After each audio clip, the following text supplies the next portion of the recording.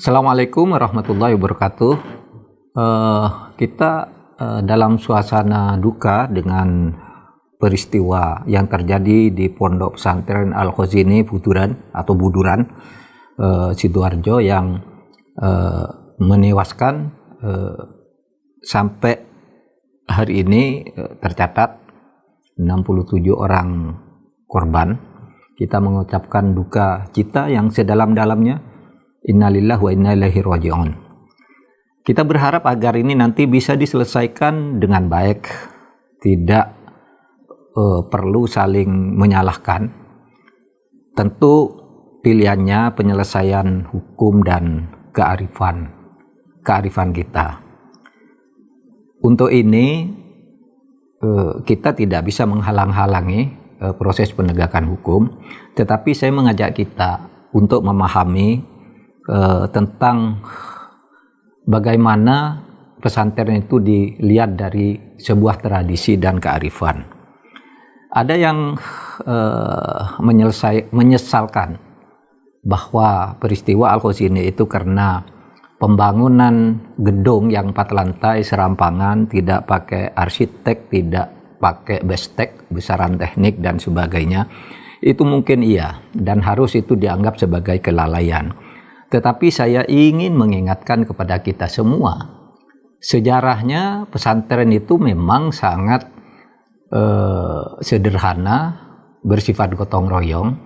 Saya pernah hidup di pesantren, jadi kalau ada bangunan itu biasanya tidak sekali jadi, ya itu yang aslinya. Kita tidak tahu yang Buduran itu, yang di Sidoarjo, tapi tidak sekali jadi. Biasanya kiai itu membangun itu bertahap. Tahun ini ada sumbangan 1 kamar, ya 1 kamar dibangun dulu, lalu besok ada orang datang, saya mau nyumbang semen 50 sak, lalu ada nyumbang batu dan sebagainya, dibangun lagi gitu. Sehingga tidak mungkin kita mengharapkan ada gambar teknik yang utuh dari depan, karena itulah tradisi pesantren. Dan ini mungkin akan menjadi bahan memberi pertimbangan kearifan kepada kita bagaimana pengelolaan pesantren itu. Karena pesantren itu pada dasarnya kan menampung orang untuk belajar tanpa bayaran tertentu, dan biasanya pembangunan gedung-gedung itu berdasar semacam wakaf atau bisyarah, hadiah yang kemudian dikumpulkan oleh kiai, dibangun 1 kamar, besok 1 kamar lagi, besok di tempat yang agak jauh dibangun 1 bangunan lagi. Itu bertahap sesuai dengan berkumpulan atau datangnya dana-dana yang bertahap itu. Nah, oleh sebab itu agak susah mengharapkan dari pesantren itu, terutama pesantren-pesantren salaf atau salafiyah gitu, itu yang kemudian ada IMB yang terkoordinasi dan teradministrasikan dengan baik, karena uangnya yang tidak menyatu itu, atau tidak satu paket. Uang itu selalu datang berceceran atau bertahap gitu. Nah, saya teringat pada tahun 2009 sebagai ketua MK, pada tanggal 31 Maret tahun 2010 saya membatalkan sebuah undang-undang, yaitu Undang-Undang Badan Hukum Pendidikan. Badan Hukum Pendidikan ini antara lain menyatakan bahwa setiap lembaga pendidikan itu harus terdaftar dan mengadministrasikan kekayaannya di dalam berbagai peraturan perundang-undangan seperti masalah pertanahan, perizinan bangunan, dan laporan keuangan yang tertib kepada pemerintah, dengan ancaman kalau sebuah lembaga pendidikan itu melanggar aturan itu bisa ditutup dan diambil alih oleh pemerintah. Nah, undang-undang ini bagus dulunya, idenya bagus, tapi sebagai bekas santri di pesantren, undang-undang ini saya batalkan, atau kami MK membatalkan. Karena apa? Karena kalau dengan aturan itu pesantren bisa tutup.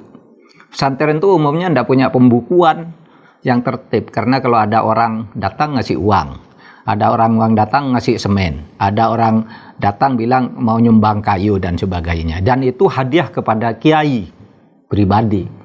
Sehingga kalau mau dilihat satu rancangan yang utuh dari sebuah rencana bangunan itu tentu tidak mudah Sehingga saya katakan undang-undang itu tidak menguntungkan bagi pesantren, pondok pesantren yang merupakan lembaga pendidikan tradisional Islam yang sangat berjasa kepada Republik ini, mendidik anak bangsa, mengantarkan pula ikut membantu membangun negara kesatuan Republik Indonesia dari merdeka sampai mengisi dengan pembangunannya.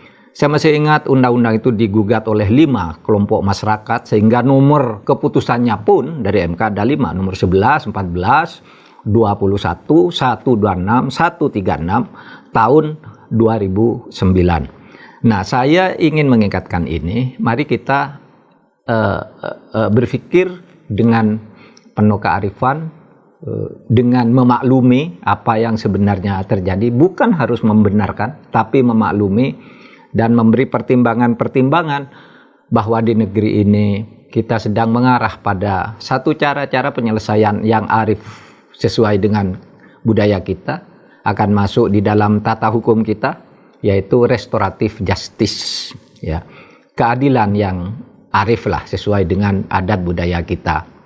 Jangan sampai pesantren dipojokkan.